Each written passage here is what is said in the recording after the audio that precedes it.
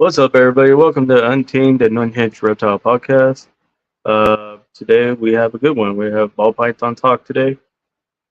USR for updates. There's not much going on with USR. Our guest today is Genetix 101, Santiago, and our other guest co-host, Mike from Fabled Creations. I'm gonna bring them on out and let's get this started. What's up, guys? Hey, what's up, guys? Hey, everyone. Going. Rusty said, "Have fun, Santi." Hey, Rusty, what's up, brother? And then Fry said, "Good day, guys." Or good day to me. Sorry.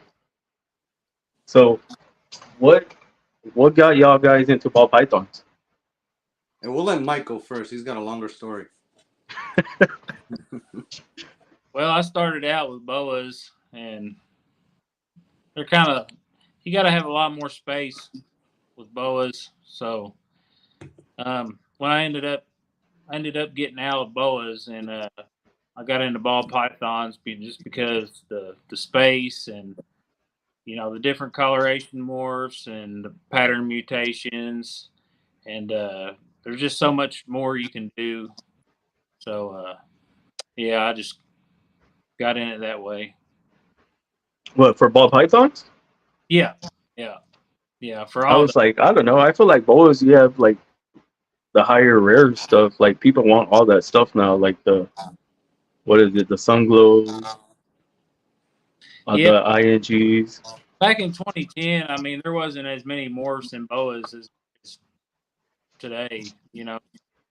So when I got back in for space and stuff, I got into the ball pythons, and then I've been doing that ever since.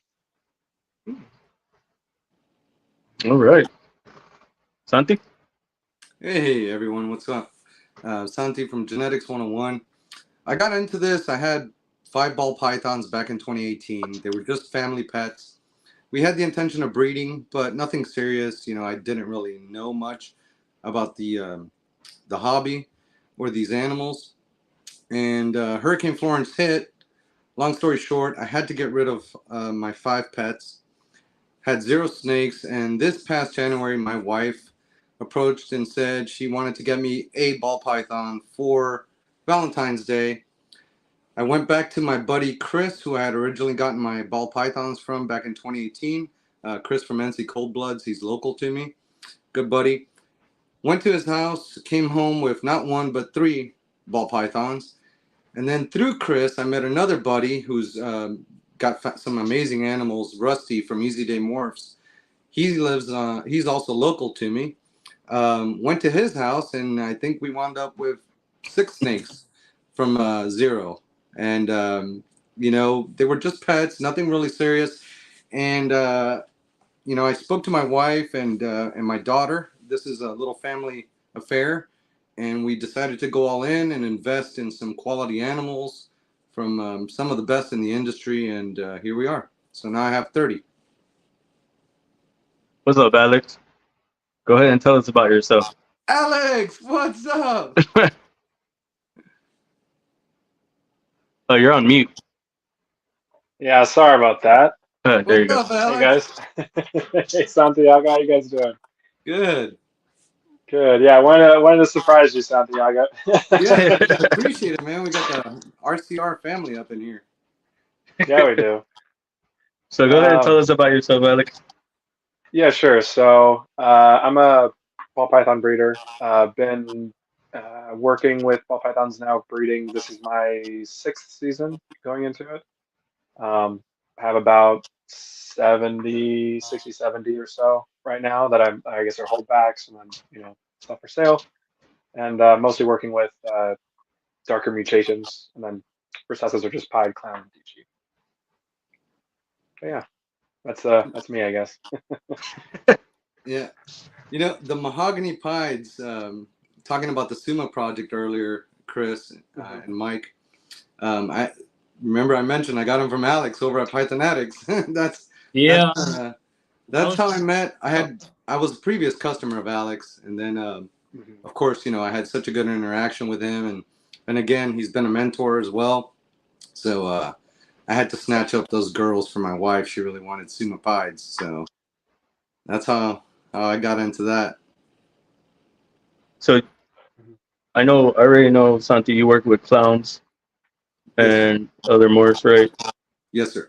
Clowns, And primarily clowns, sunset clowns, DG clowns, um, Wookiee clowns. I'm pretty invested in Wookiee. I really like Wookiee clowns.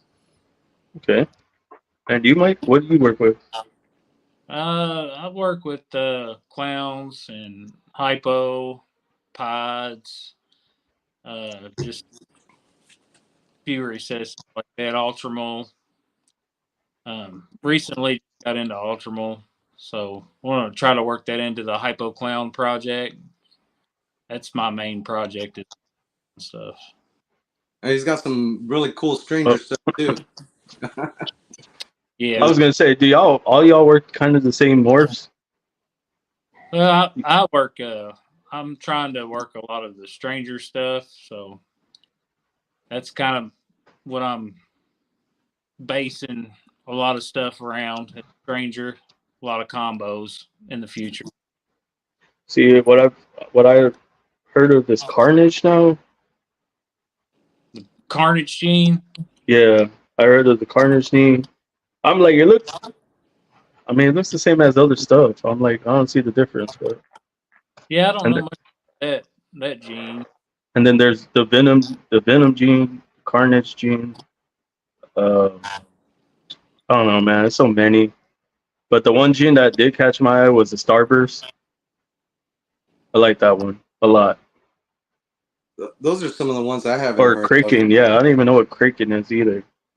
Kraken, yeah, Kraken, pretty Kraken. neat. Alex probably is into some of these newer genes, or probably knows more than I do. Alex, you know what I Carnage would say is? that. Yeah, I know what Carnage is. It's the renamed Nanny, right?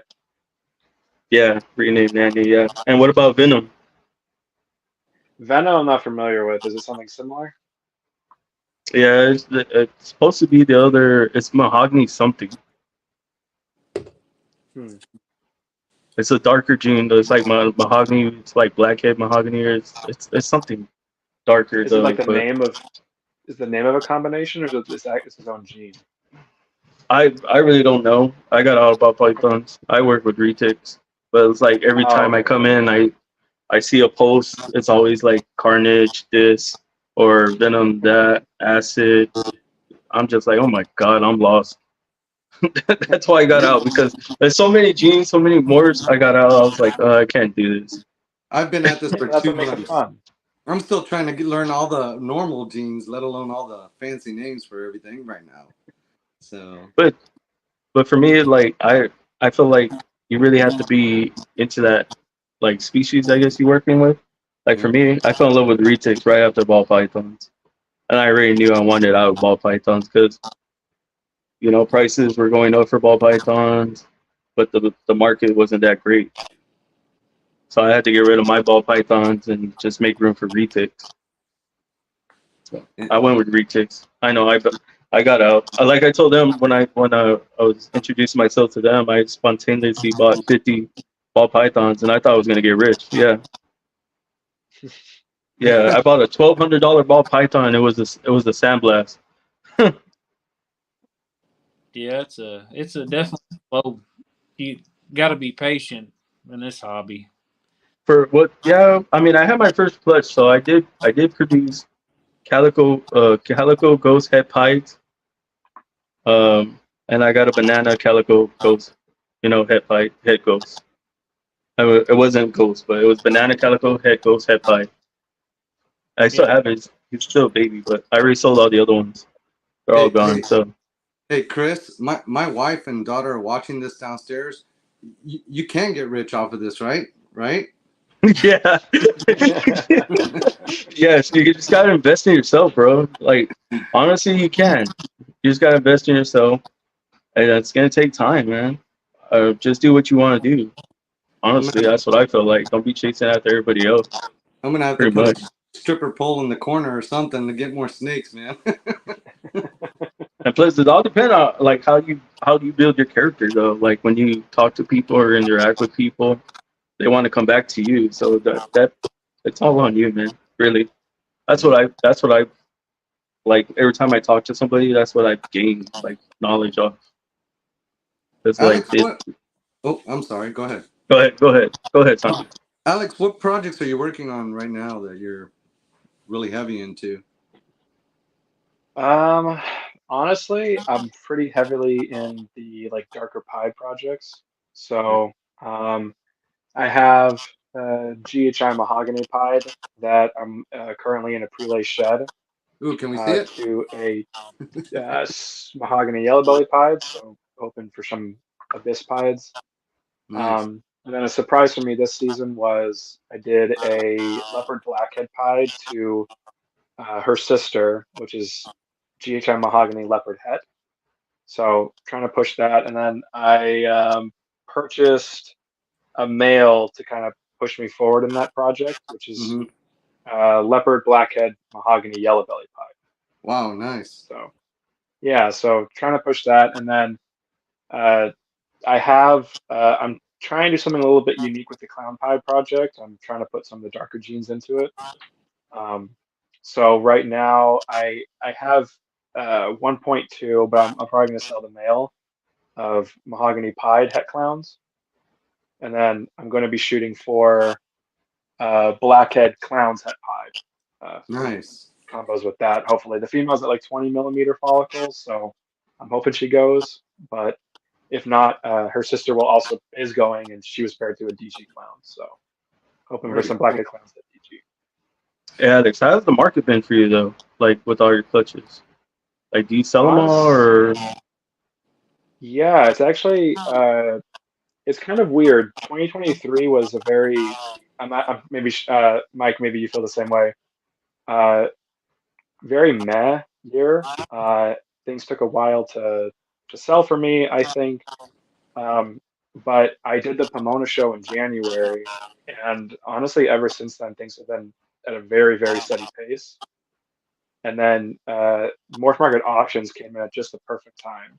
I haven't sold too many through the auctions, but it's really helped me kind of expand my client base, sell some animals that are good, just not, selling ace with their retail price. And it lets me, I guess, continue building those relationships. So honestly, it's actually funny that you asked that. I was actually running my numbers the other day. I've only had one clutch so far from 2024, and I haven't sold anything I only sold one snake from that so far. So all of my sales this year have been from 2023 and a very few 2022 sales. But I'm on track for my best year ever. And Nice. It's only May. That's nice. Yeah, I'm really happy with it. What And about you, you Mike? guys? Is the market okay for you? Yeah, it's pretty good. I'm selling stuff behind the scenes. I'd like to get into vending and in the future.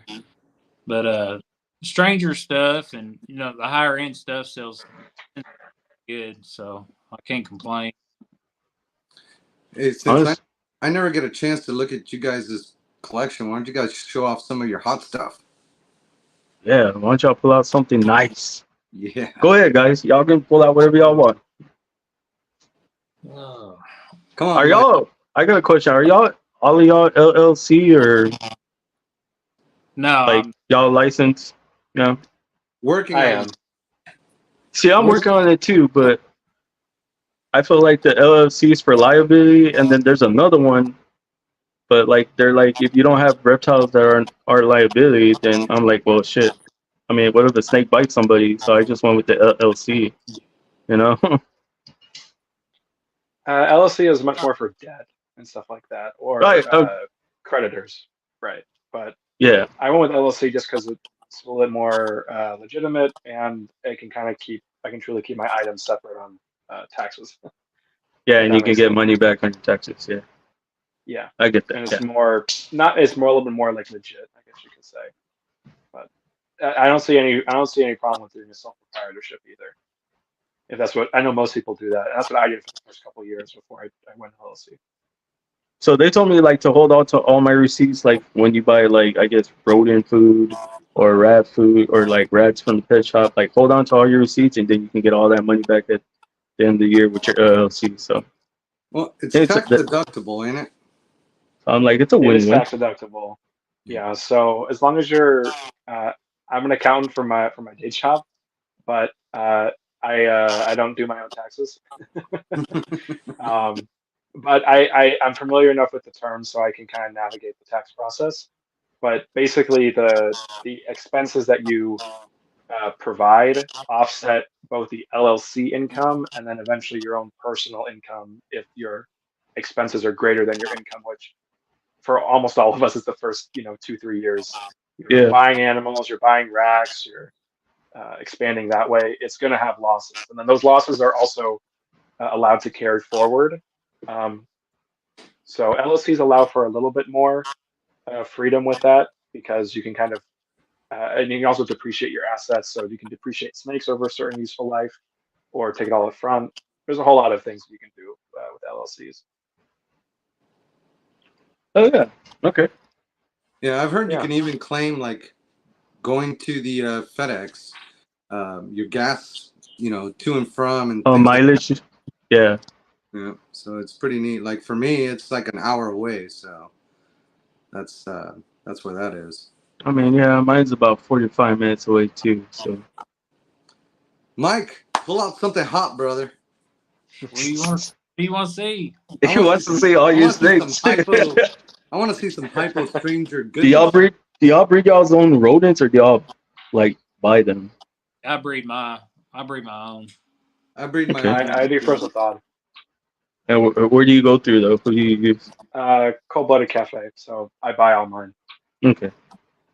I'm trying to switch over to frozen dog because I can't have rodents. They stink.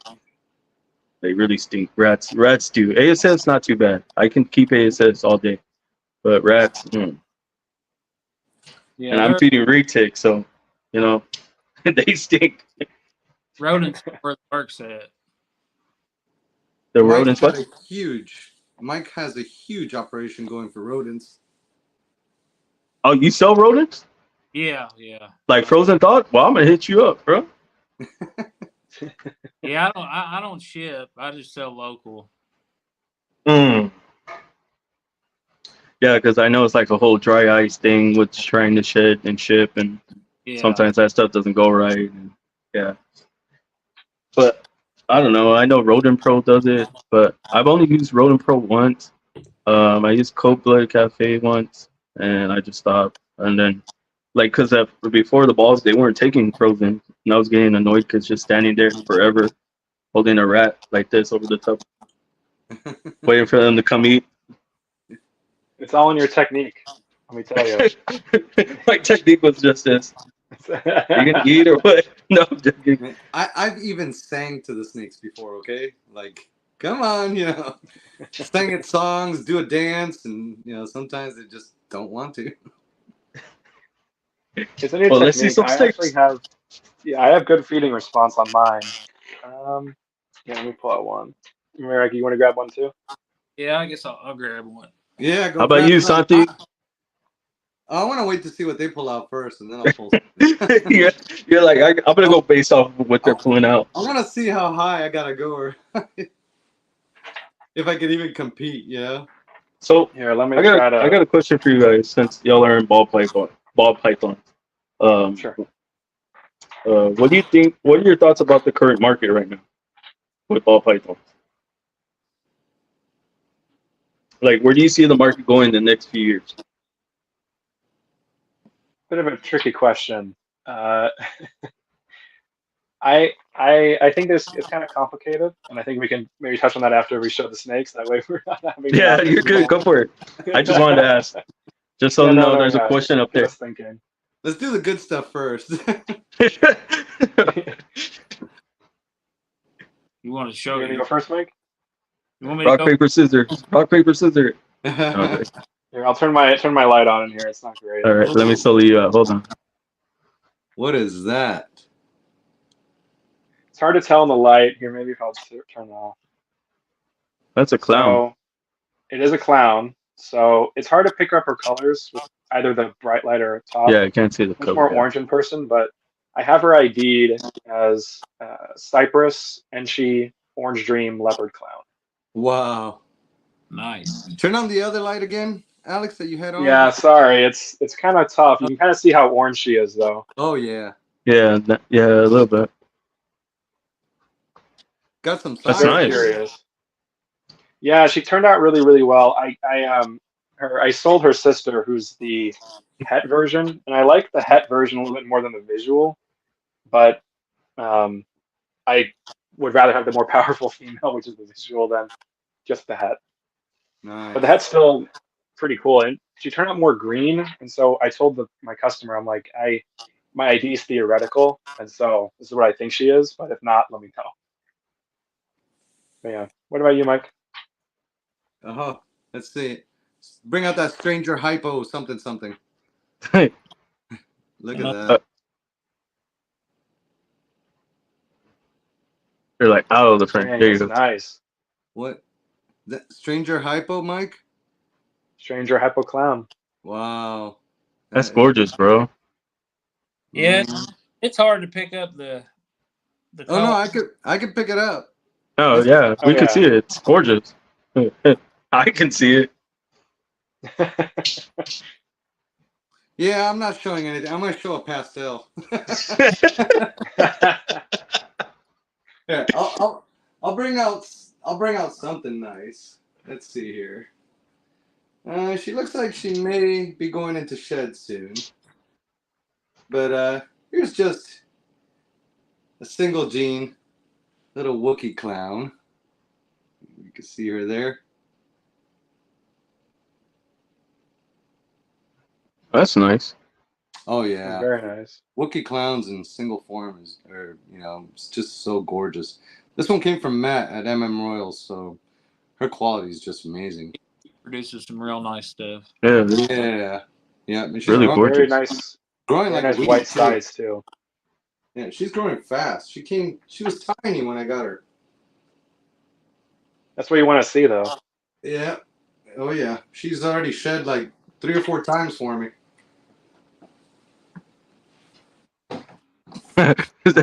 Mike's gone. And y'all like, so when y'all do like the breeding and stuff, does your significant others help y'all, or y'all y'all sell solo? Like, do y'all have a team? Yeah, my woman, she helps me out with rodents and the whole snake operation and everything, so I can't complain. I think that's awesome though. Like when the wife is actually trying to help and get like breed or whatever she want to learn, because I feel like women are highly detailed when it comes to like once they start learning, they're more detailed than we are. That's all I gotta say. Much more organized, that's for sure. Yeah, that too. So unlike me, I just try to keep it clean, man. I just try to keep clean. Because other than that, I would have like right now I have papers all over my desk. See, papers. Questions. Yeah, my I got fiance helps when time comes, but I don't ask for very much, and she helps a lot with vending though. Whenever I do shows, there's not very many out here, so it's only maybe 2, 3 times a year. But she's amazing. She's very helpful and supportive. Is what matters. And Alex, where do you live, or where are you at? What state? I'm out of Arizona. You're in Arizona. So you don't like Yeah. travel to vend like anywhere else, like for the NRBC or anything else like that? Oh no, the wait list for ball pythons is 3 or 4 years long, and I can't. And also, that always falls on a very weird time for my job.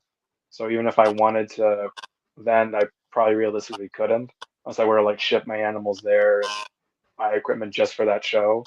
But I do travel here, so there's 3 shows here in Arizona. Actually, there's 5, but I only count 3.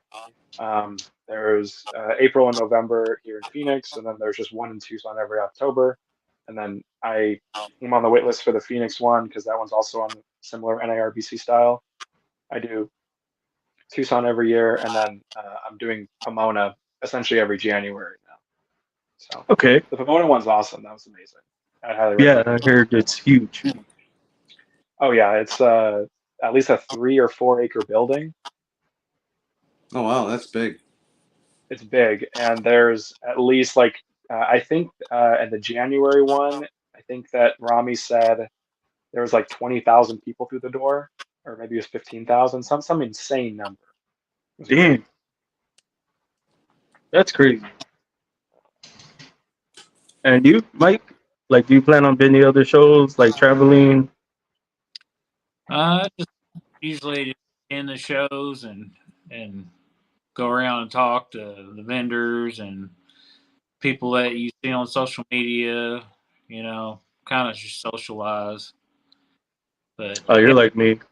far as like getting into Tinley or something, I heard it's like a 5-year wait if you're a ball python breeder. So Yeah, Damn. you can get backroom deals on like a sublet, I guess, and the RBC's cracking down on that now. yeah, I So know you, Santi. You said you haven't been there yet, right? And you plan No, on to though gosh, when no. you start. I'm waiting for my first clutch here, hopefully soon. She just went into ovulation. Um, my buddy, when we first decided, hey, we're gonna start doing this, I got a pastel het clown female from my buddy Rusty, and he let me borrow a male, which we wound up keeping because we liked him so much. Um, he'll breed to anything, man. You throw a stick in there, he'll lock onto it. He's amazing. But she's due soon, and then I've got those two mahogany girls that are showing good signs from Alex. So hopefully I'll have that. But probably going to start with local shows. I'd like to try to get up to the Raleigh Repticon down here. I hear as far as Repticons go, that one's a pretty good one. It attracts some good crowd. Um, hopefully, maybe one day I'll make it to Tinley. We'll see. I know I know Tinley is like sold out like way in advance. I heard the Daytona show is a fantastic venue to go to. I want to get down there at some point, visit my buddy Brock from Morphinary Arts. Um, I know he's been to that show, and I think he's vended that show as well. Um, and I got both my DG het clown male and my clown het DG female. I actually got from him, so I'm excited to produce some DG clowns hopefully next year with that pair. But for us, it's a whole family affair. My daughter gets involved. She helps clean tubs. It's awesome. She picks up snakes. She made us already sticker packs, so when we start shipping out snakes, like she's just the whole family gets involved. Um, when I first met my wife, she had nothing to do with snakes. When I had my first one, I was laying on the couch one day, and she said she talked to it for about 20 minutes, coaxing it, and she brought it to me at the couch, and her hands were shaking. And after that, she has her own. She names every single one of our snakes. She makes all of our tags from like Husbandry Pro and stuff, and she laminates them. So That's it's cool. so easy to scan everything and stuff. Everybody's labeled, and she does all that. So it's been great. She made the T-shirts. Like, let me see. Stop there. Look at it. She made the T-shirts. Oh, you like that? Yeah, dude, I like that. That's a nice shirt. Yeah. But it's awesome though. Like when your family gets involved, I feel like it Oh just yeah. brings you all closer. I feel like I don't know. You get to see things you've never seen before. You know. I don't know how some of you guys do it with like, those of you that have huge collections, 100, 200 snakes. Like, it's hard for me to just sometimes manage 30. I can't imagine 200. That's like a full-time job in itself. And man, at one point I had 30 leopard geckos. I had 5 bearded dragons, and then the 50 ball pythons. I had a day gecko. I had 2 crested geckos, crocodile geckos. You name it. I had a lot, and it was hard. I'm not gonna lie, it was hard. It was Yeah. hard because my sons would help me before they took off to Hawaii. Their mom took them, like married a guy from the Navy, and she was like, "Don't be selfish. Let your kids travel and see the world." And I was like, "All right." So I let them, I was like, "All right, let them go to Hawaii. They're there for 4 years, so waiting for them to come back. Hopefully, they still love the animals like I do. You know." Yeah. I think in this hobby, and especially for somebody like me to continue to stay like motivated and whatnot, you gotta love these animals first and foremost. Hmm. You gotta be a good person, and I think you gotta really be an ambassador for the hobby. And I've been blessed to like to have people like that, around me. I've got Brock from Morphinary. I've got Alex from Pythonatix, Mike. I've got Rusty from Easy Day Morphs. I've talked to Otto from American Royals a few times. I've been blessed to have like good people that really love the hobby to help me out. So, I'm super excited for the future. And that's even better too. Like when you actually do interact with others that are, the same like you. Like talk about ball pythons, and y'all can talk every day, message each other every day. Like I have a group like that too. Like I have a mentor and a retake mentor. Like he'll message me and he'll be like, "Are you good? Are you okay?" He'll check up on me, be like, "Yeah," or no, I'm like in a slump. He's like, "Well, get your ass up." He'll tell me shit like that, and I love the people like that. That's it's awesome. Oh, It's Alex, awesome. Alex and Mike can tell you, how many times I've texted them like, "Hey, is this an ovulation?" Because it's hard. Yeah, I don't know If you about don't have Mike, but I definitely remember my first season. It was very nerve-wracking. You kind of want to make sure everything going right, and we get it. At least I do. I know Mike does. I don't know, like when you see the snake come out the egg though, that's the most exciting part. It's like, oh my god, I did this. I did it. It's amazing. What's gonna be hard for me is when I get those eggs, waiting 56 days for them to come out, and not be tempted to open up the the incubator. Yeah, you'll be cracking the incubator Yeah, I hope I not. did. I I said I wouldn't, and I did, bro. Like I was like, no. mine has a glass door, so I'm hoping I won't. Yeah, that's what they all say. That's what they all say. Right? You just want to check the eggs, make sure it's good. The egg's still good. Yeah.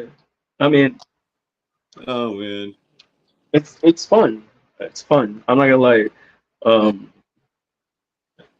honestly, like I don't think I would have been into reptiles like back then. Like honestly, I didn't know it would take me this far or where I've been. Like a podcast, um, people looking up to me. It's crazy. I didn't think I would be where I am today if I hadn't gotten into reptiles. And the only reason I did it is because like I said, I bought like 50 ball pythons spontaneously, Mhm. and then made a logo, got that done, and branded myself out through shirt, merch, before I even sold the snake, stickers, sticker packs, you name it. And that's, pretty much how I did it.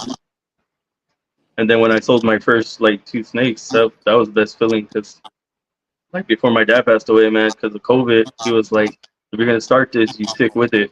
You don't give up. So now here I am. Nice. I've That's a good story. seen so many people get out of the hobby and then get back in, and then they're like, well, where would I be today if I'd have just stayed in and stuff? So, Ivan, you cut off.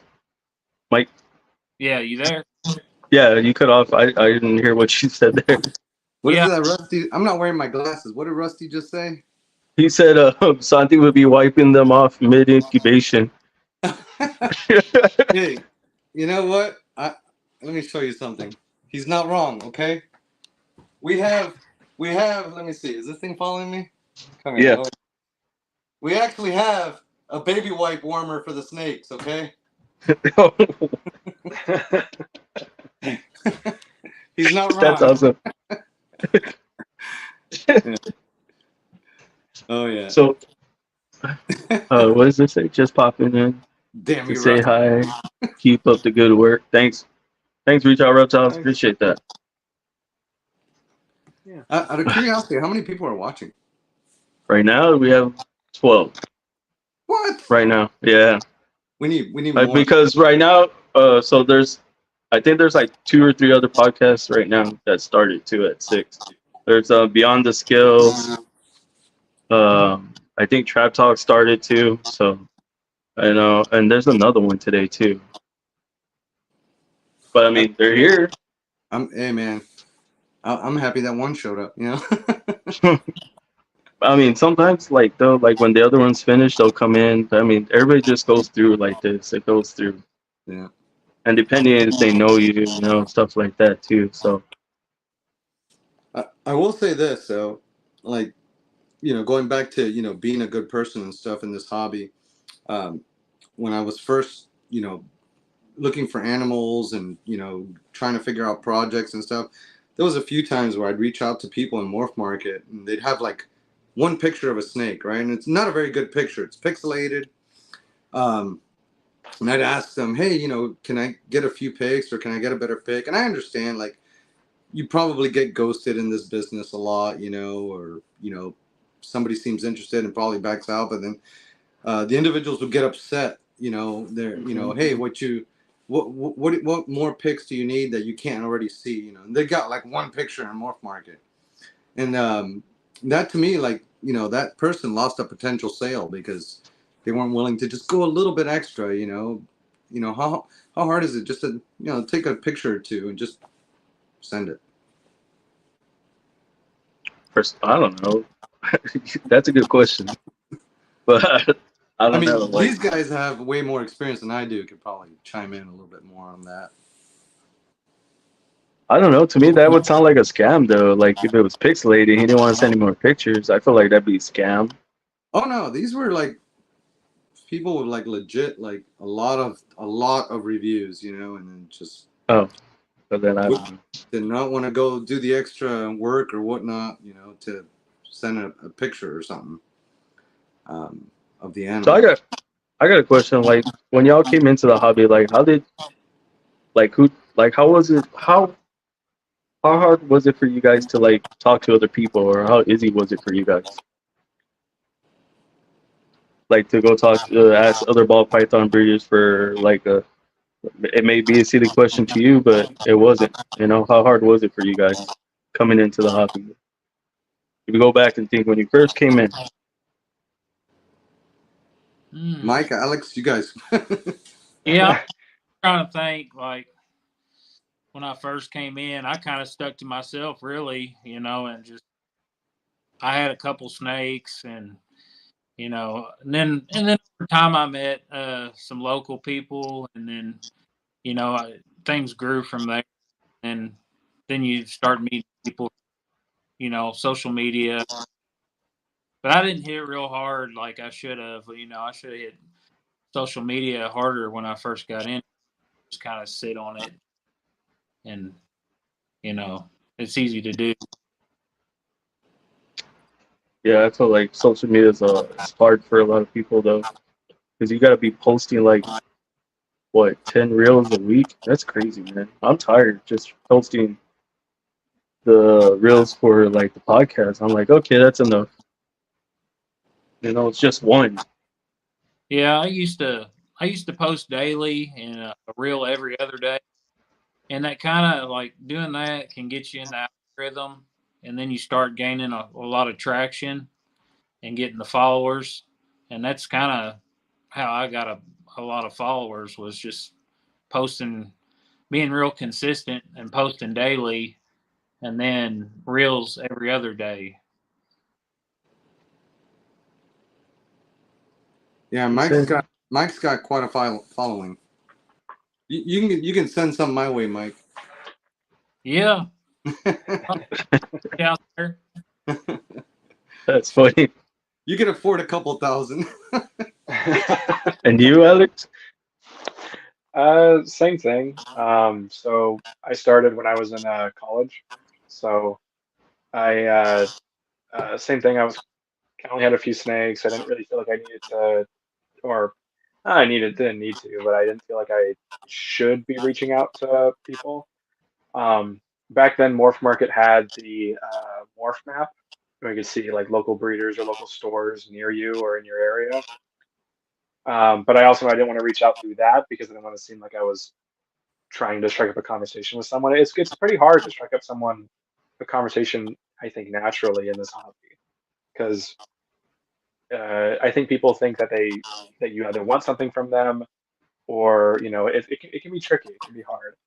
Um, and so it wasn't until I was probably about 2 or 3 years in when I started like connecting more with customers, talking to them more, and then from there, it's kind of hard to explain. I know most people kind of shun Facebook groups, But Yeah. if you go to the good ones, right, there can be a few breeders in there who you can connect with, right? Because most of the time they're pet owners, which is nothing wrong with them, right? But if you're trying to gain insight, you need to connect with the people who actually are breeders. And like I said, it was tricky, and I'm gotten a lot better with it now, I think.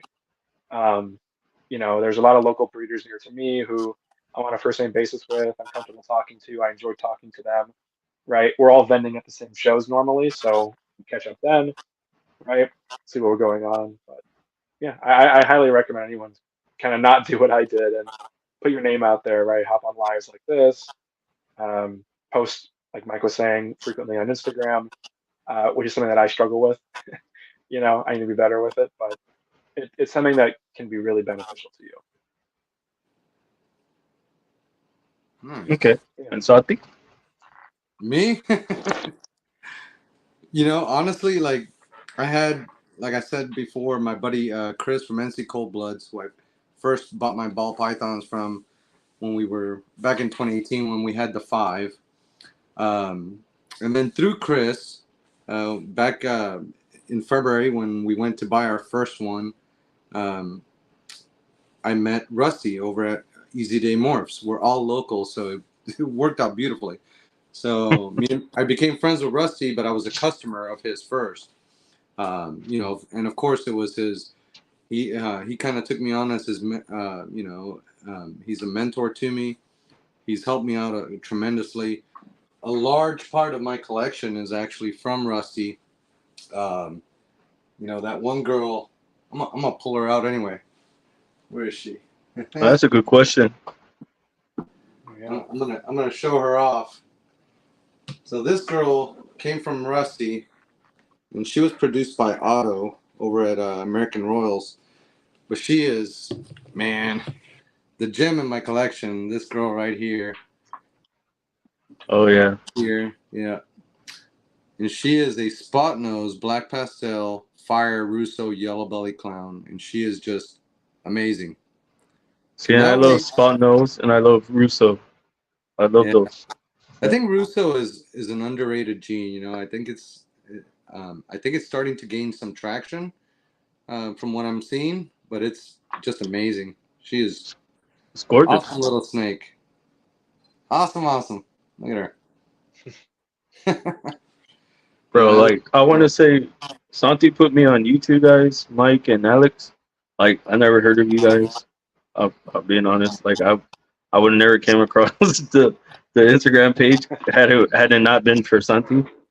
Because I was like, oh, he only has like a few followers. Because I'm all about welcoming new people. Because sometimes it is hard when you come into the hobby. Like you meet people that are like, don't do that. Why are you doing that? Wrong way. Like why are you breeding that snake? You need to breed this snake. Breed what you love. That's all I gotta say. Breed what you He's like, love. oh, another breeder in the hobby, sucker. No, I was just like, I just want to welcome you. But so there was a question. It says personal thoughts on ball python hybrids. I think they're really cool, personally. Okay. I know that the Super Balls, the ball python blood python hybrid. I remember uh, back maybe this is kind of maybe dating how long I've been into reptiles. But in the old days of Snake Bites TV, he was like I guess breeding Super Balls or breeding them fairly often. And I just remember being super impressed by them. Like they have like the kind of like the narrower girth of a blood python, Mm-hmm. but they're a little bit longer, like a ball python. It was really cool. I didn't even know what a super ball was, but looking back at it now, I remember it. And then I really like the look of the angry balls, Angolan ball python hybrid. I think those are really cool. Correct me if I'm wrong. Yeah, that Rusty made a good point. I think actually, if I remember correctly, in the Snake Bites episode that I guess Brian was talking about hybrids. This was again way back in the day, over 10 years ago. He was saying that one of his super balls was gravid. I don't know. He never followed up on it, so I'm not sure if they are viable or not. Um, I'm but not. I think it's I'm, really cool. I know I don't think a ball python retic has been made except for maybe a ball python in, I guess, retic locality. I could be wrong, like a dwarf locality, I perhaps. haven't heard of a retake ball python, but I've seen them. I've seen pictures, but Oh, okay. I mean, Interesting. but I don't know if they're fake or not. But I've seen some pictures up on like Google. Like if you type it in, it's gonna pull up a pit. So like I don't know. Interesting. I don't know, but I like hybrids. A lot of people are against them, so I don't know. What's your take, Mike? I've never really been big on the hybrids. I mean, I've seen some that I think are pretty cool, but I don't think it's something that I would want to do myself. I would say yeah, it's hard because I'm gonna I tried to breed a ball python to a blood, and when my blood, she was about to like lay the eggs. The eggs got stuck, and she ended up passing away. 'Cause I was trying like when I got to her to get them out, it was already too late. She was gone. That's a bummer. Yeah, I think it'd be cool to try like at least like maybe once if I was, if I had a blood python or an Angolan python to throw, I'd do it like once. What I will tell you though, which I learned for the first time, is that the incomplete DOM genes for ball pythons are inheritable to the hybrids. Hmm. So there's a local guy, local to me in Arizona, and he did a pastel lesser ball python to I think either a blood or an Angolan, one of the two, and he made like pastel and pastel lesser hybrids. It was really interesting. I did not think that would be inheritable like that, but Yeah, I've seen that too. but I was yeah, like, I didn't think it'd be like, you can't do recessives, right? Because you can't, to my knowledge, you can't reproduce. But the incomplete dominance can be passed on. I thought that was really interesting too. hmm, Yeah.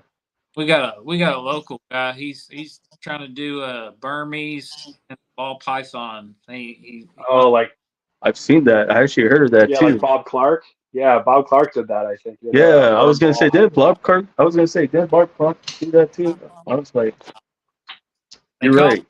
I think they call them burn balls, but he wants to call them ball meses. Oh Yeah, man, that's funny.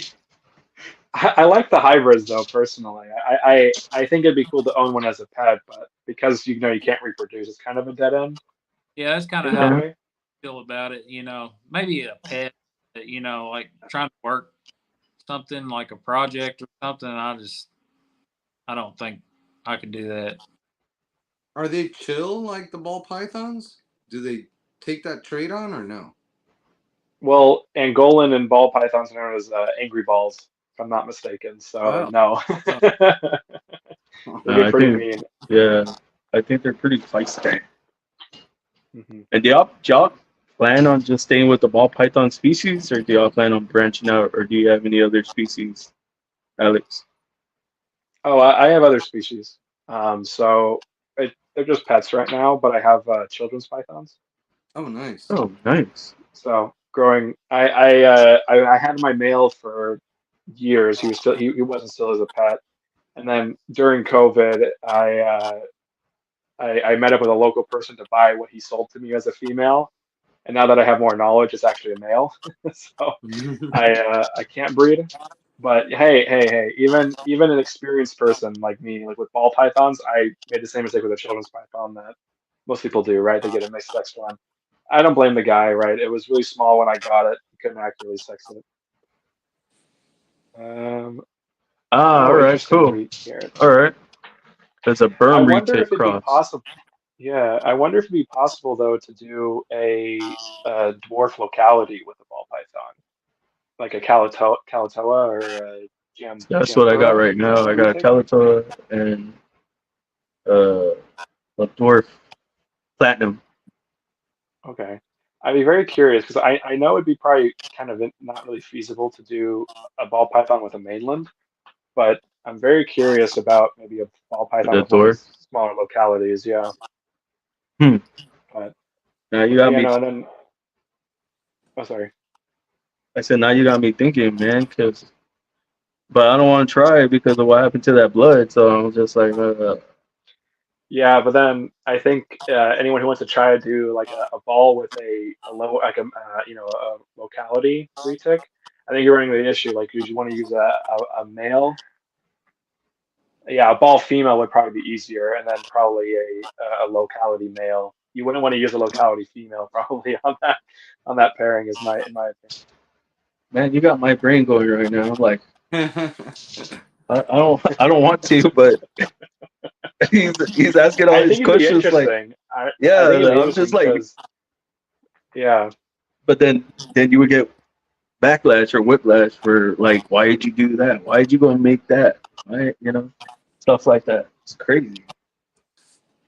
yeah. I don't know. I'm gonna stay with ball pythons. It's what I love, but I do, as a pet, plan on getting a Dumeral's boa or a Dumeral's python, whatever it's called. I heard they're Mhm. fantastic. It's like basically as docile as as a ball python, just a little heavier bodied. And I honestly think, from what I've been reading and seeing and watching videos, if they had the same morphs as ball pythons, I think they would surpass ball pythons just because of their stockier size and build. But they only come in like two different colors or something, two different variations. F2 burn balls have been made, so that's super balls and Oh, carpet. Oh, okay. I know the carpet balls and the Oh, so is it only carpondros. angry balls that are not valid? Because I know the card politics and the super balls have been made.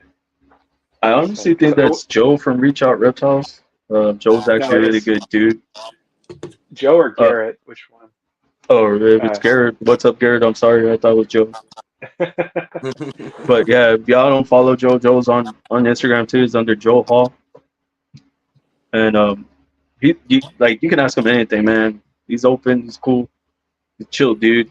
Um, I barely met him too, and it was only because I brought on another retic, like a retic mafia. They just started up doing retics, and I brought them on. Then they introduced me to Joe, and then I've been talking like to Joe like nonstop. So it's my mentor, then Joe, or I guess I had a question then. If those are compatible, and let's say you're breeding, a super ball, so ball python, blood python to another one, what are the percentages? Maybe this is just me being a little bit naive. You know what I mean? Like, or can you not even really classify it as a percentage? Because that first generation is 50-50, but then is the Mhm. second generation technically also 50-50, or would each offspring have varying amounts of ball or blood python DNA, for example? I think it would probably Okay, have I'm gonna varying try it. amounts. You buy them? I said, okay, I'll try it. I'll be the sucker. Yeah, you'll No, I'm Give try it it. your joking. best I want shot. to know how those percentages work now that he confirmed that F2s exist. I'm kind of, I'm just maybe I'm trying to say maybe I'm just a little bit thinking about it I too know what you're hard. trying to say, but I'm like, yeah, like I don't know, but I know where you're going though. Yeah, maybe you need a real DNA test at that point to know how much For real. each one is, not just a little shed test. But yeah, no, I'm just curious. That's my take on it. So are y'all ready for that question I asked earlier? Yeah, go for Yeah, it. yeah, yeah. If you want. The question was, what are your thoughts about the current market and where do you see the market going in the next few years? Too much pastel. No, I'm kidding.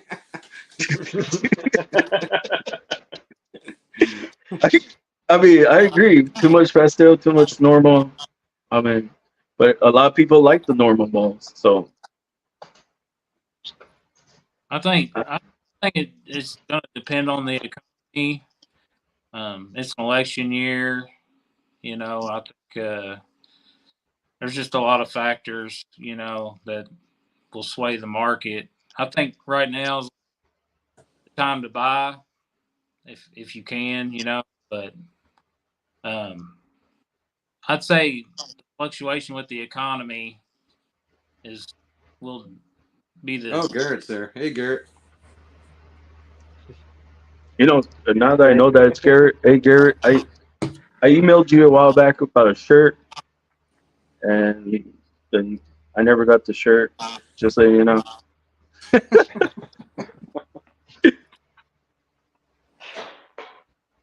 But yeah, I get what you're saying, Mike. Now, where do you see it going the next few years then, Mike?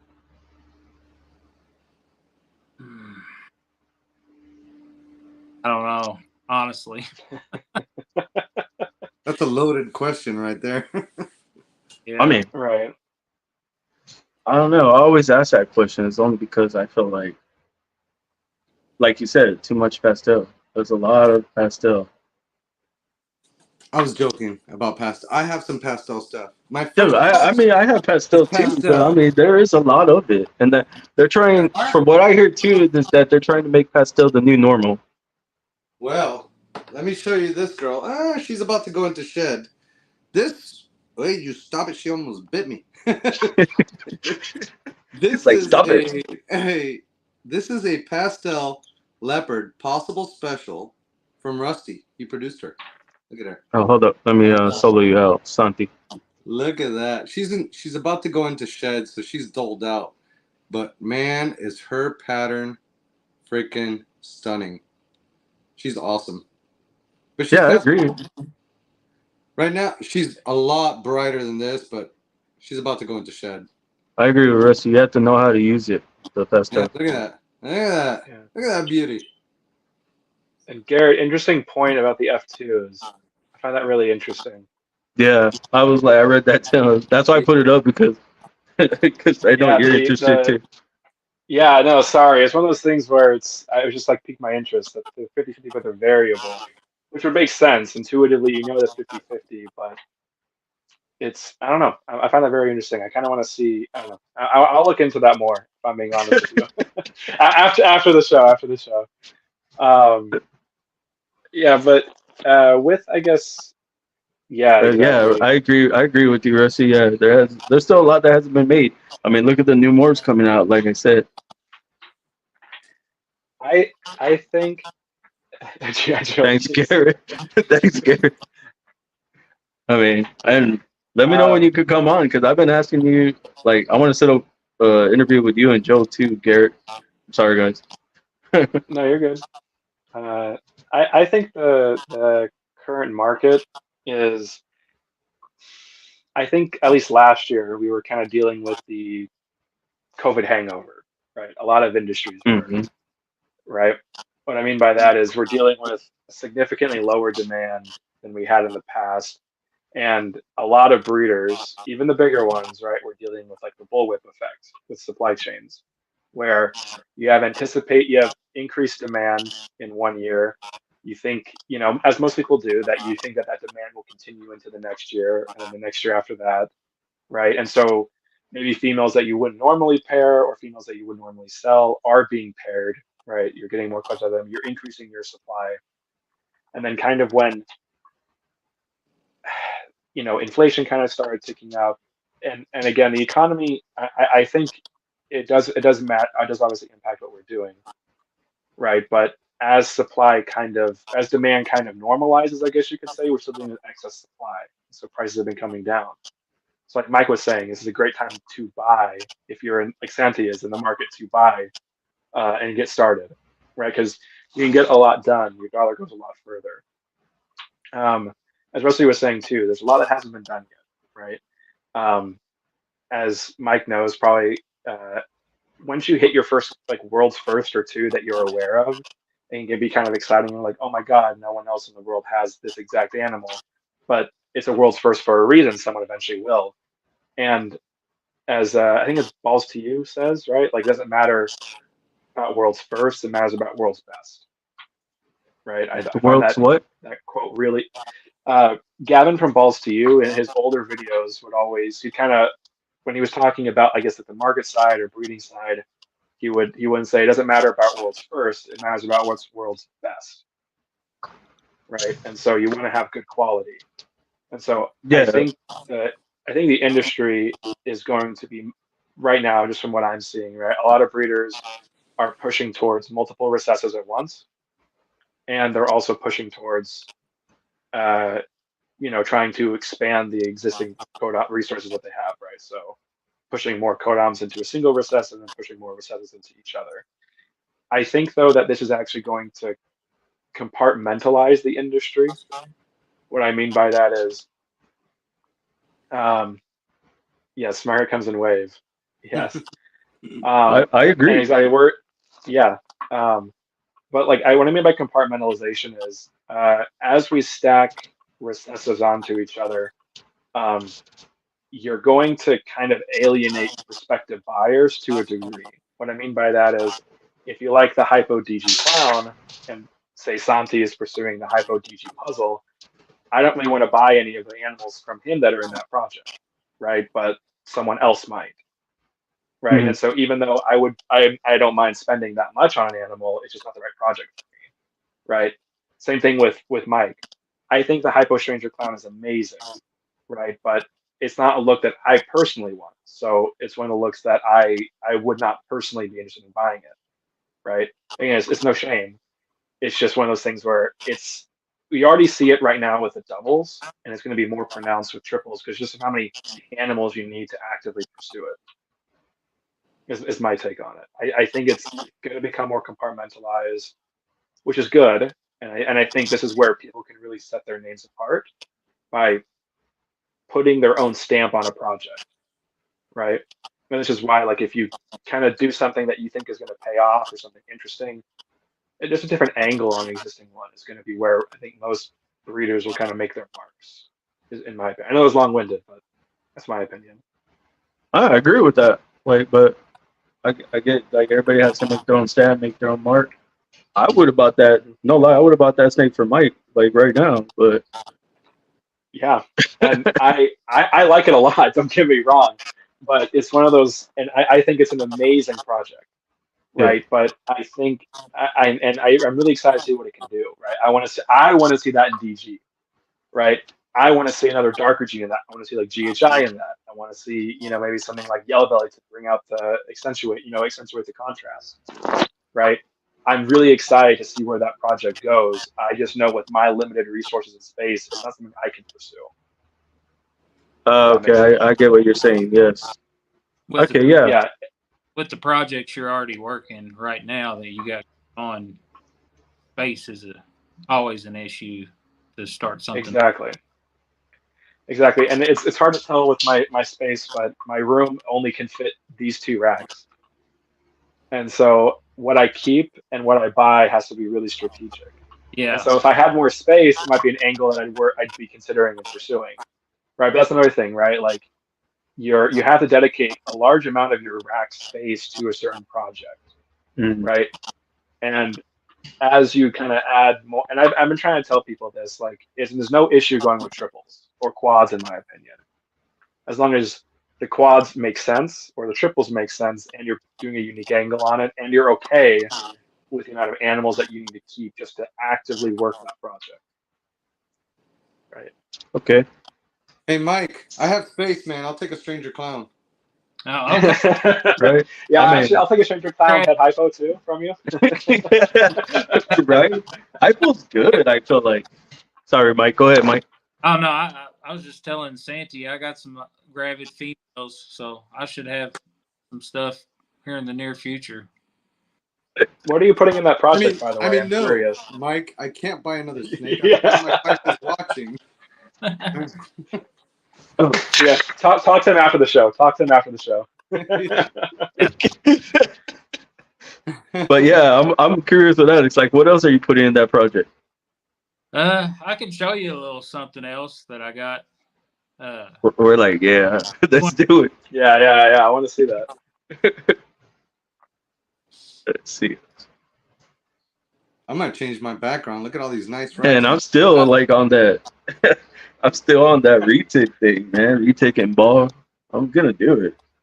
You and Alex can talk for days offline. Alex is he's a thinking man. I'm gonna pick Alex's brain later. Appreciate that. So this girl here, she's trying to find the angle of that camera, but That's nice. She's a black acid. She's black acid double head hypo clown. So that's nice. I'm getting her. And then this male right here, he is a hypoacid GHI hit clown. Wow. That's gorgeous too. Very Yeah. nice. Yeah, Mike, definitely you one. don't have room, Mike. Send it over here. You don't have room. You Yeah. Can send He said, "Yeah, dude." All right, guys. So, what is y'all's take on U.S. art? I'm a bronze supporter. That's all I know. Oh yeah. No, I like what they've been doing with the Florida case and stuff down there. And Alex, Oh, I'm a huge proponent of it. I'm sorry. What? I'm a huge proponent. You know, I'm very I do support them. I like the U.S. art auctions that they do. I've donated to those auctions in the past. Um, I think it's amazing what they're doing, Okay. especially like in places like Florida, for example. Yeah, a lot of people never heard of U.S. art, so that's why I asked that question. A lot of people are like, "What's U.S. art?" Uh, Yeah. well, No. I always say, they fight for our rights for our reptiles, but I should be saying they fight for our privilege to own these reptiles Yeah. Yeah, because they're always, trying to throw something in the laws, trying to make a new law or something to keep people from keep our rights. Yeah.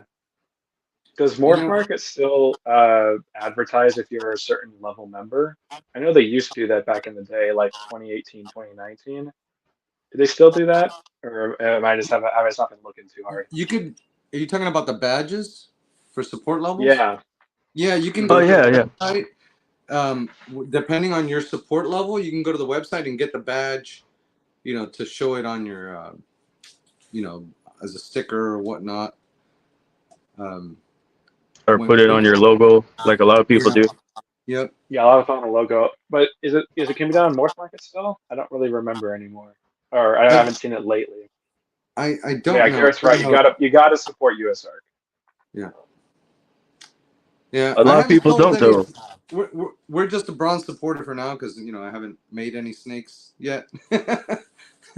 But I Oh, still you will, support. bro. That's more than enough though. That's more than enough. Yeah, because a lot of people aren't though. Believe it or Yeah, not, a lot of people aren't.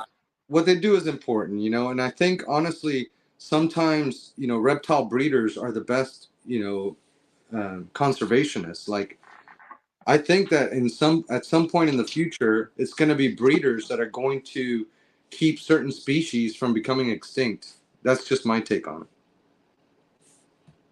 And there is, What because do you I've actually think? brought some people on here on the podcast that have like endangered species, and they work with it. What was it? Chucky from Mad Bio Reptiles. He has an endangered species, and he's trying to breed it to work with it. So I mean, I feel like we do keep like those kind of reptiles. Like if something's getting like endangered or going endangered, uh, we're gonna be the ones to save it, honestly, or whoever has that reptile. Yeah, that's true. So, Now, uh, I guess a flip side on that for you. What do you think about venomous species, venomous snakes, and the keepers who choose those? I I actually bring them on too. I like venomous. I like Okay. venomous. They should just proper handling. I always talk about proper handling. Every time I bring one on, I'm like, what is your take on proper handling for venomous keepers? Because that's what really it is. That's what everybody's getting mad about. Yeah, and that's where the true well, I'm not saying we aren't passionate. That's where a lot of like passionate reptile keepers will also eventually. I think some will gravitate to that, right? Yeah, Like the actual handling and keeping and maintaining of those venomous ones. I think that's really cool. But they're I don't know if gorgeous. my fiance would be cool with that in our house. I love them. I personally love them. I wish I could keep one, but knowing my luck, one mistake, and that's it. Yeah, I mean, So half of Rusty's snakes are always trying to kill me. He's a Marine, so like they're all trained to kill. why do I feel like I know Rusty? Rusty from Easy Day Morphs? Yeah, like I feel like I've met him before though. Like I went through his profile. I was like, why? I feel like I talked to him somewhere. I just don't know where. Yeah, he's got some nice stuff. But I don't know. I may be wrong. I don't know. But yeah, like so that's exactly what happened with my friend. Like he was cleaning a cobra, enclosure, got out and bit him, and he didn't make it. Yeah, Sucks. But see, I don't know. I don't know if I want to take that risk. it was a black forest cobra. So like No anti-venom thing. that what? Who said something? He didn't. Oh yeah, Garrett made a good point. Oh yeah, now they got him doing like, but to be a venomous handler now, don't you? It's like 100 and something hours, or 500 hours you have to do. I think that varies from state to state. Yeah, it is. It does. It varies. Yeah. Like for me But in Texas, I don't have to do that. I just get a permit. Bam, done. Latest, Rusty. Thank you Later, for being Rusty. here. Thanks for coming, buddy. interesting. I think it's honestly one of those things where I think that most venomous keepers should at least have a course, and then maybe like every 2 years kind of stay up to date on it. But I know that can be pretty, onerous. But it would ensure both their safety, the safety of anyone in their house, and the image of the reptile industry altogether. Personally, right? I agree. I That's my agree with take that. on it. I think they have extra precautions, like Garrett said, like that are needed, but at the same time, I think they have a place within the hobby, within the industry, and within conservation as well. Are exotics legal in your state? In your guys' state? Are you talking about Arizona? Arizona is legal, but I don't think we can keep native rattlesnakes without a permit or some special course. I could be wrong though. See, in Kentucky, all exotic venomous it's outlawed. You can't keep anything other than native species, indigenous to the state. Oh, that sucks? Okay. Yeah, I'm not sure about North Carolina. I haven't looked into it enough. I know over in Virginia, you can have some of those exotic species like gaboons and whatnot, but I'm not sure about here. North Carolina is one of those weird states. Like I was looking into getting a terrapin, but you can't get one here. Really? Diamondback terrapin? Mm-mm. Yeah. We have Can't get something one. similar. Yeah, so in Arizona, something similar. You can't get an Arizona Sonoran tortoise without paying a yearly fee and also having a license, like a Oh permit. wow! Too many rules. Too many rules. Yeah, you can't have ASFs in Kentucky either. Oh yeah, I know that you can't either in Arizona, right? ASF you can have in Arizona. You can. Okay. Mm-hmm. Yeah, I know. I know a few breeders who are breeding ASF, so either they're doing it. I won't name names in case it actually is, but they're doing it just fine. There's no issues. I think Garrett said something about that Kentucky has some of the most venom production in the world, or something like that. What was that? Yeah, Garrett? the best For venom anti-venom. production. Yeah. Oh really? Yeah, Yeah. for anti-venom. No Yeah. kidding. The Kentucky Reptile is Mm-hmm. what I'm talking about. Yeah, that's those all those videos you see of people milking comes from that place. No Yeah, kidding. I didn't know that. just That right. was there in Kentucky. I didn't know that. Yeah, the KRZ is just not far from me. We go down. Have you gone? Oh yeah, I was their rack. Still You were their rat guy? Wow. Well, what I could produce, but they offset and buy from like ARS or Cold Blooded or someplace like that too. But yeah, Okay. Yeah. they got around 2,000 snakes. They got like one of the world's biggest collections there. They got the mamba, all the crazy stuff. That's neat. I didn't know that at all. Yeah, I gotta go. I gotta get out to Kentucky, man. I gotta check the zoo out.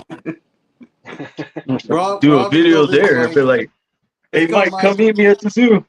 We're gonna go crash Mike's house. Yeah, I'm not far from it. All right, really? Yeah, He's like, what? Yeah, really.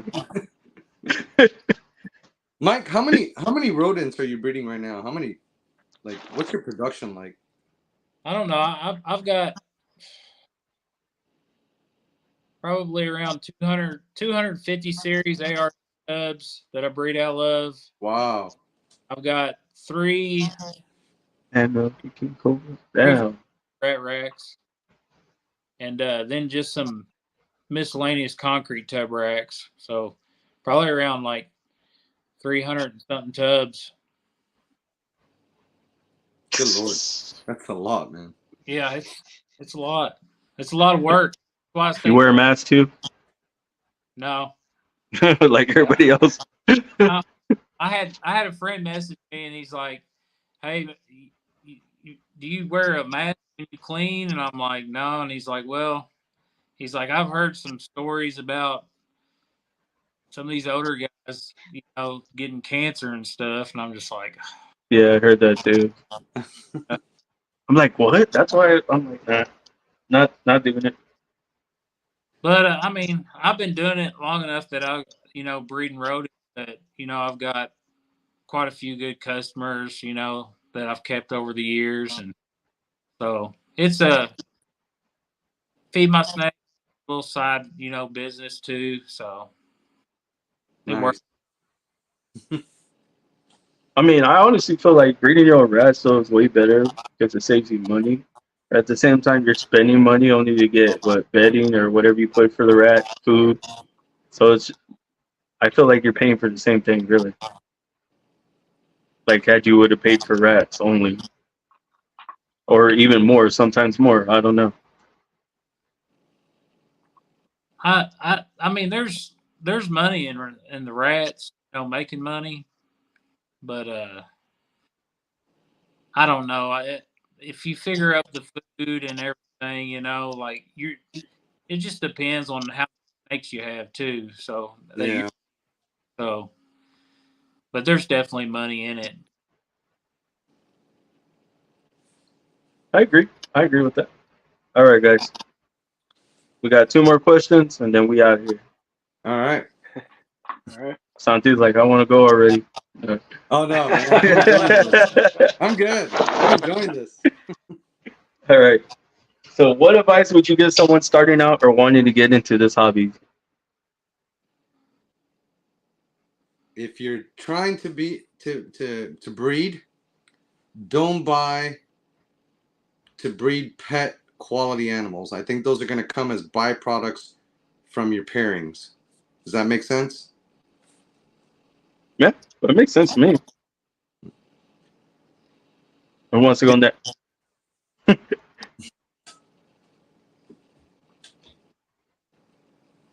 You guys. Yeah, I think for me, I would say pick maybe 1 or 2 recessives, maybe up to 3, depending how much space and how much space you have. And then I guess my opinion would be, start forming doubles based off of those, and then eventually start working towards a triple with all 3 if you're doing 3 recessives, for example. And then I guess for each project, or maybe for all 3, pick a direction that you want to go. Do you want to go dark? Do you want to go light? Do you want to go clean? Do you want to go busy? Right? Those general ideas, and then start working and picking animals towards that goal. And then any animals that I would say you should buy or do buy should uh, advance your goal or push your goal. And eventually, animals that you're holding back should do the same thing, working towards a goal, or just an animal that can work multiple angles, but within the same project. It's a good point, Alex. Yeah, I was gonna say, welcome, Adrian.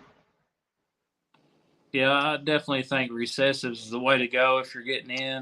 Um, I would be patient, and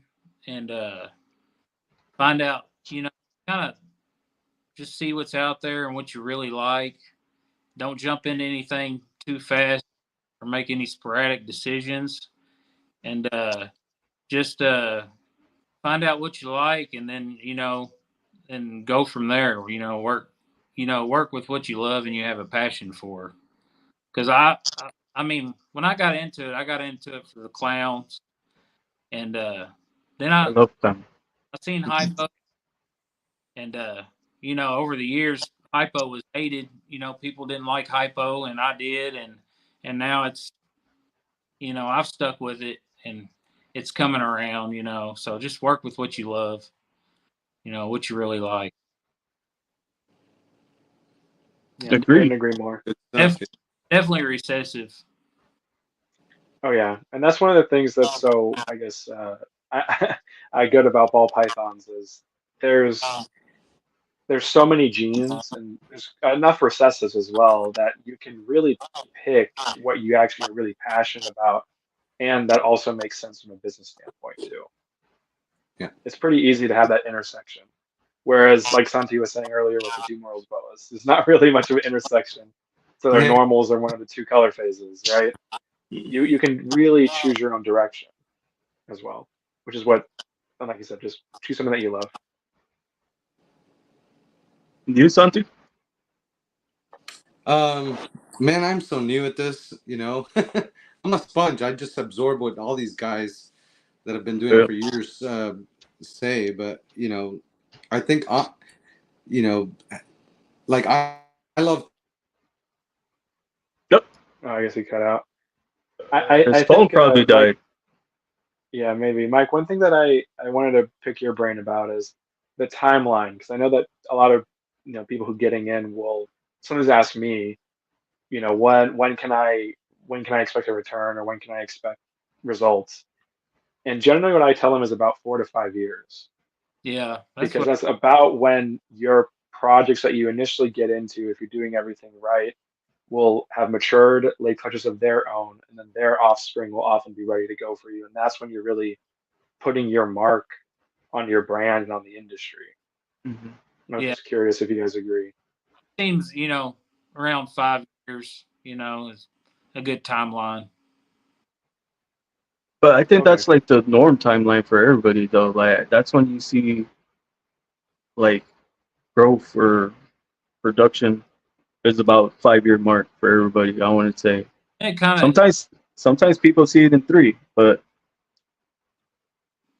it but that's because they bought visuals. So kind of depends on how much you're investing too. Like you can sit there for a while and not do anything. So if you come in investing though, you're going to see a return in a good 3 to 4 years. I'd say come in. Oh yeah. Memo to self: next time, charge your phone all the way before the podcast. yeah, dude, I forgot to tell you guys, StreamYard takes a lot of battery, takes a lot of juice. I was there talking. All of a sudden, I was like, "No!" Yeah, I know. I was like, his phone died. Yeah, I, But I yeah, plug mine into my charger. all right. Go ahead, Santi. You want to finish or? Yeah, like what I was saying, I love clowns, and I know everybody is working clown and everybody's doing Desert Ghost and stuff, but it's what I love. It's like what caught my eye. I like Pompeys have been around for a while. I want Mhm. to make my own Pompeii. I've got spot nose clown girls. I've got 3 of them actually. Um, I've got a black pastel, red stripe, yellow belly head clown male paired to my big clown girl that I'm hoping is going to give me a visual to get a chance at something like that, and I know it's been, it's projects that are probably overworked and it's been done, but it's what I love. I love like I love Cinnamon Dark Nights. I saw one and I fell in love with it, so I'm gonna be working Cinny Dark Nights. Maybe throw my own spin on it, later on. Maybe with some DG stuff. Definitely some Russo stuff. I want to incorporate some Russo in some of my projects. So, yeah. I would say even with a gene like clown though, there's so much you can do with it. we still haven't really scratched the surface. Yeah. And I will say this too. I think most people, when you're selling on, like when you're vending, for example, or even when you're talking to an existing customer, when they see that your genuine passion for what you're working with, even if it's been made before, right? They can see that and pick up on it. And I think that's what kind of lets people know that that you care about your animals, one, and you care about your projects.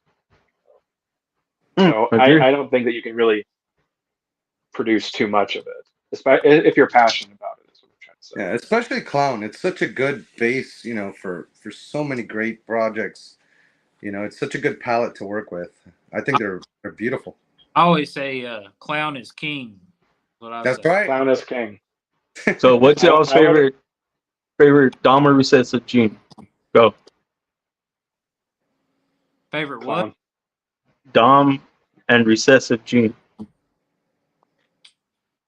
So it'll be 1 and 1. Yeah. For me, it'd be clown and mahogany. Clown and pie. Like the albinos. Yeah, I like the albinos. Yeah. Okay.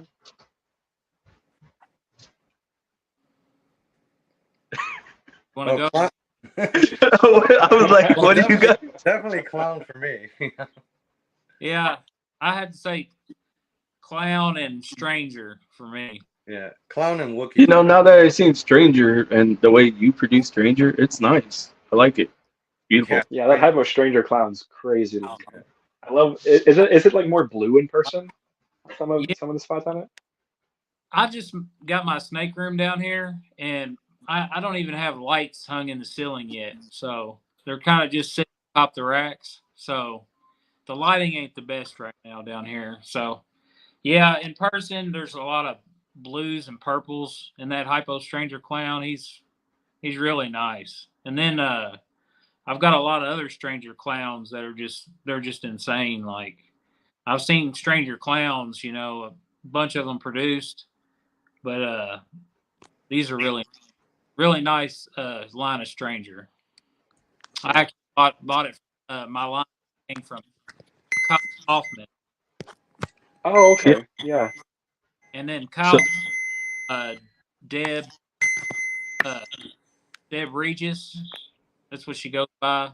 But she was like she bought from what is it, Irez? Yeah. Roland and Iris. Yeah. Yeah, she bought straight from him, and supposedly, possibly, this stuff is Posset Moray. So Okay. could be why some of my stuff's throwing some crazy stuff. I don't know. When they come out with the shed testing, I'm gonna see. I'll shed test my mail. That's produced. Yeah, I was about to say shed testing is gonna be Yeah. your friend. I think the pain will be if your male does prove, then you have a whole bunch of his offspring to test them too. Yeah, and then I've sold some, quite a bit of stranger stuff. So I'll have to get in touch with people I do and let them know, hey, you might want to shed test. Yeah, I will say Mike's stranger stuff is incredible quality. Like you look around at other people's strangers, and his just look different. They're just amazing looking. That's why I'm gonna get one. That's right, Mike. I got room. Yeah. So what's y'all's take on Monsoon real quick? It's messy. Y'all like the pattern? I love it. I just want to know what you guys like. I like to think about it. Ultra Royal Monsoons, and I definitely love the VPI or just an example. Yeah. It's something I like to see. I like Monsoon. I will say I think a lot of people are too concerned with changing the pattern in Monsoon, but I think the pattern of Monsoon is what makes it a Monsoon. I wouldn't really want to mess with it too much or actively be trying to mess with it. That being said, though, I will say I think, how do I say it? For recessives that are like pet quality, right, which is like pieds primarily, right? Anyone off the street can tell that's a unique looking snake, right? They're like, whoa, what's that? Right? Mm-hmm. I think of the I guess the more popular recessives that are right now, there's really only two that I can see kind of turning heads when they get to that pet quality level, which is I think is going to be Monsoon and Sunset.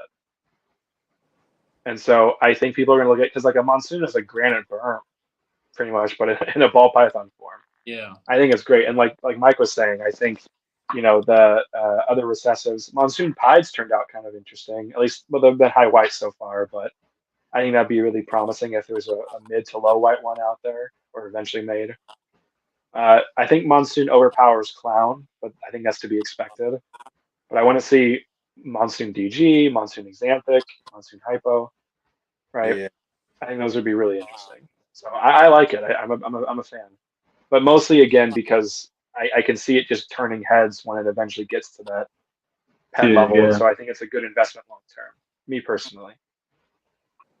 Yeah, I feel like Monts is kind of an underdog though right now because everybody's like it's cloudy, it's messy, from what I hear from other people. But Yeah, and I don't I know. think what's been done so far lets you know like what directions maybe to avoid. Like Stranger Monsoon. As much as I like Stranger and Monsoon individually, putting them together it makes like a dark brown snake. You Yeah, can't really even see the Monsoon. You can't really see the Stranger, right? That's kind of how So the Moray came from a stranger pairing. yeah. Popped out. Mhm. Yeah, exactly. And so it's one of those things where I think we already know a good direction to take it, which is brighter stuff, right? Darker stuff, I think I want to see a GHI Monsoon. I think that'd be really cool, right? But yeah. I think that the darker stuff I think would be a little bit, at least Stranger, for example, is a little bit not a good direction to pursue, my opinion. But there's plenty of other ones, like the Mojave Monsoon alone is probably the best one I've seen so far, next to the Leopard one. Thanks, Gary, for being here. Appreciate Thanks, that. Garrett. Yeah, thank You have a you. good night. Man, that's badass. I didn't even know Gary was in here. I've seen him jump in a couple of times, but I always thought it was Joe. That's All awesome, right, Garrett guys. hopped on. I know, right? I was like, what? But yeah, Yeah. because I've had Billy on, I had MJ on, I had Bob Bull. I had a lot of others um, that consider big names, but I just Yeah. felt And like that's they're what I like just about the way ahead of the game. All of them are. yeah. That's what I like about the leaders like of our industry though. They make time to chat with us and to hop on lives if they're available or sometimes. I like that. It kind of keeps everything kind of more grounded and a little bit more friendly, I guess you could say. Oh, absolutely. Yeah, and like Billy too. Like Billy can talk for hours and just like he has so much information. Like he knows the snakes. I'm gonna tell you that he knows the snakes. And Billy, I love Billy though. By the way, so I love I love Garrett. Like every time I meet somebody, like it's you guys are amazing. It's my first time meeting you guys, and I appreciate you guys taking your time. Santi, welcome. Hey, thank you guys. Appreciate it, man. Welcome, I welcome. dragged these guys. I made these guys tag along. Yeah, I text Alex. I was like, hey, Alex. Hey, thanks, Chuck. Just wanted to stop by and support my bro Chris. Appreciate you, Chuck. He does chondros. Badass dude. Y'all need to check him out too. If y'all ever looking for chondro snakes, I don't know if y'all want one, but yeah, he has some nice ones. I love chondros. Yeah, I've owned a few of them. See, I want one. I was gonna get one from him, but something happened. I guess like with the snakes, with his a while back. Like I guess they were like not establishing right. So Yeah, from I what mean, I'm still gonna get one from him eventually later. chondros are really hard to get established.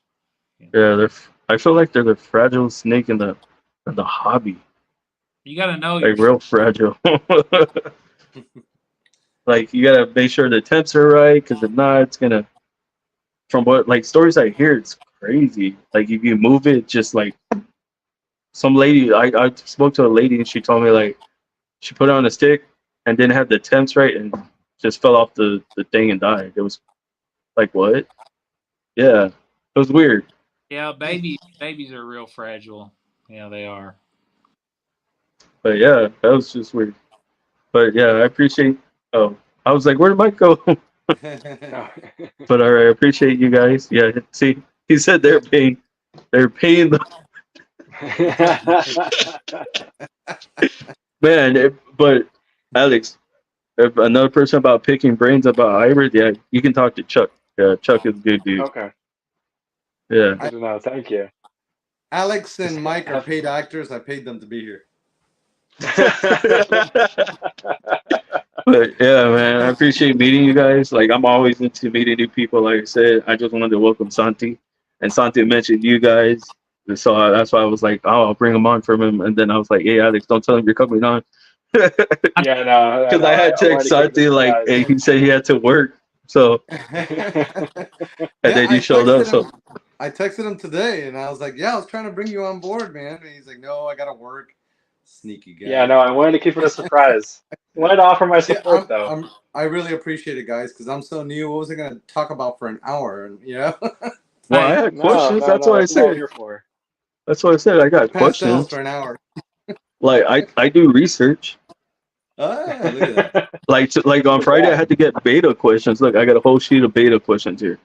Yeah, that's awesome. So it's my first Interesting. my first fish podcast, so I'm kind of nervous, because I'm not trying to just stay with reptiles, because there's other exotic animals out there. So I'm trying to bring on like a owl lady or bird lady, exotic birds, Oh, yeah. exotic bird keepers too. I'm still trying to like get everywhere else, because I'm not gonna lie. Like, who said it? Another person said on my live, like, there's always somebody talking about the same thing. There's other podcasts, and it's always the same thing. And when I'm trying to do something different, I'm trying to elevate. Like yesterday, I had a ladies' night. It's nothing but ladies, and I pick a host, and they don't know. It's their first time hosting a show, so they get to experience like how to host, how to come up with questions, how hard it is. They get to see. So, I'm thinking about later doing that down the line too with you guys. Like, hey, you're hosting this show today. I'm just gonna sit back. Yeah. Interesting. Oh, It'd be a I think concept. it'd be pretty cool. I want to see Yeah. Mike host a show with his country accent over there. Yeah. This but- is my first podcast ever, so this is new to me too. So Oh yeah. Oh well, Yeah, same for me. I'm glad it was this. I'm glad it was a show with Santi. It was great. Hey, It was awesome. Alex, you've done one of these before? No, this is my first one, like with like Mike too. Look at that. Yes, that's right. I'm actually supposed to go on a bomb projects in Jaffe. They got Oh yeah, you told me about that. Yeah, you did. Nice. Oh, okay. 22nd. Supposed to go on the 22nd of this month. So All right, Hey, I'll Mike. make sure to tune in on that one. I always see this on the way home from work. See? Mike, when you go on that one, remember it's at Genetix_101. Follow me. I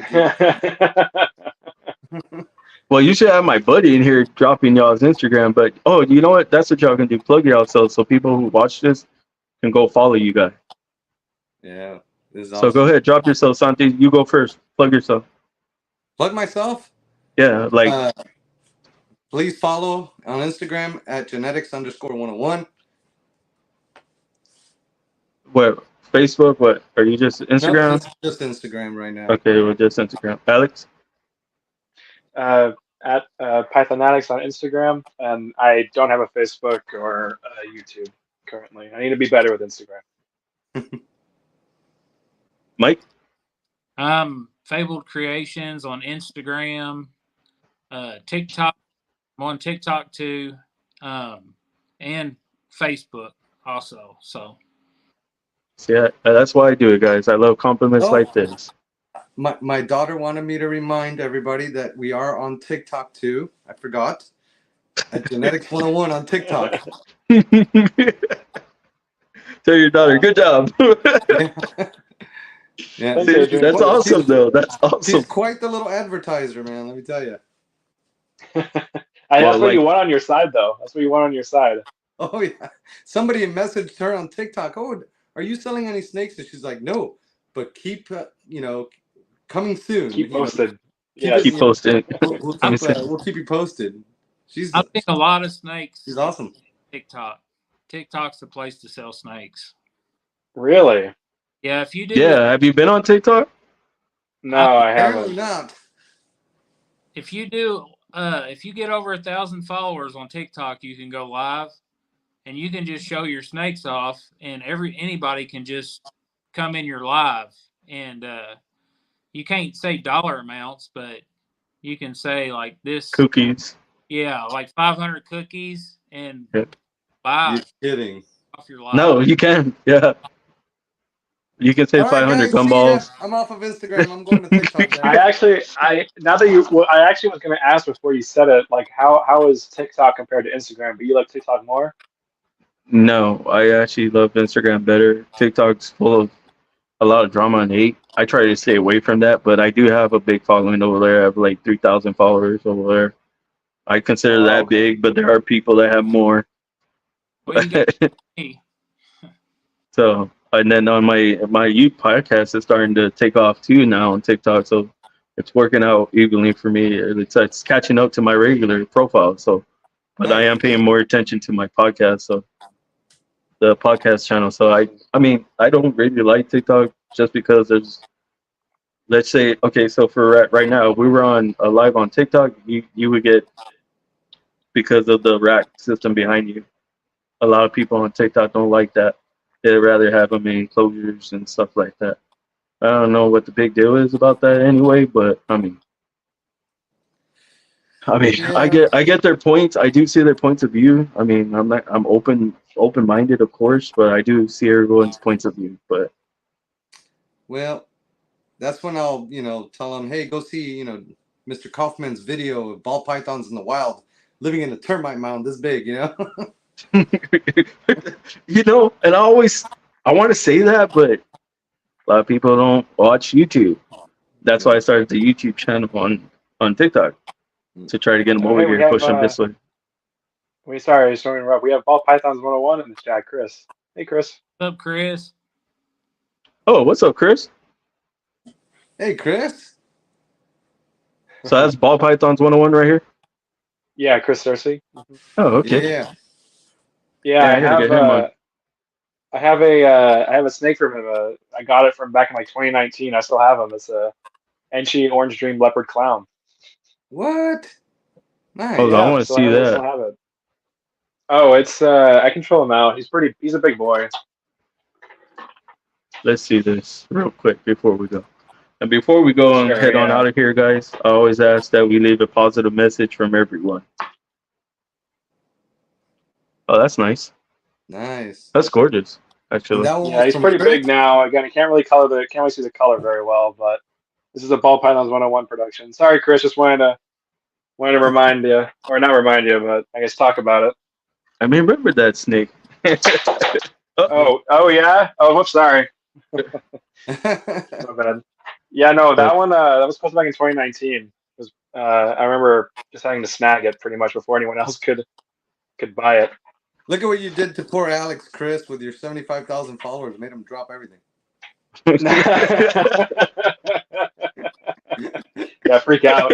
He's a celebrity. Yeah. No, but yeah, nice seeing you, Chris. Thanks for dropping in. And you know what's a good thing too about podcasts? Like if you've never been on a podcast or you never gone live, this is kind of like an icebreaker. To get to like people are looking at me, which they really are. Because by the end of the night, we'll probably have like 100 and something, views. Because that's when it hits at the end of the night. Everybody catches the replay, so that's a cool thing too. So, I mean, y'all get comfortable? Did y'all feel comfortable, or what y'all think of the podcast? I had a lot of fun. Oh, go ahead. Yeah, we all went. We all had fun. I know at that time, right? Well, go ahead. I mean, it's my first podcast, so I'm trying to figure out where to look at and stuff, like on the camera and stuff. It's just, Stanty got me on here, so he said I can't go on there alone. I said, well, I can't let you go on there alone. I'm gonna have to. Right, figure it out. That's exactly how it went too. What did you think, Santi? I thought it was great, man. I'm sorry. Next time I will charge my phone. Nah, you're good, brother. That happens. Good. No, and it was great. And especially, Chris, thank you for inviting me. That was pretty awesome. I didn't know what to expect. But it also, obviously it helps to have Alex and Mike, people I know on here with me and stuff, because they have a lot more experience and they've been in this a long time. So it's people I look up to. So I appreciate it. Thank you, fellas. Appreciate it. Of course. Bro, I would, like I said, I just wanted to welcome you in. It wasn't about experience. I just wanted you to have fun and just, talk about you and who you are and what you do. You know. Oh yeah, I had fun. My So- wife was texting me, "Stop playing with the camera." And you, Alex, what do you think? I had a lot of fun too. It was really, really good first time for me. Oh yeah, appreciate that, guys. All right, now course. before we get on out of here, y'all can leave a positive message for everybody watching. Who's gonna go first? All right, I'll go pick Alex. Go first, Alex. I would just say, every day is a blessing that we have, and so just keep moving forward, whatever difficulty you're facing, and you'll get through it.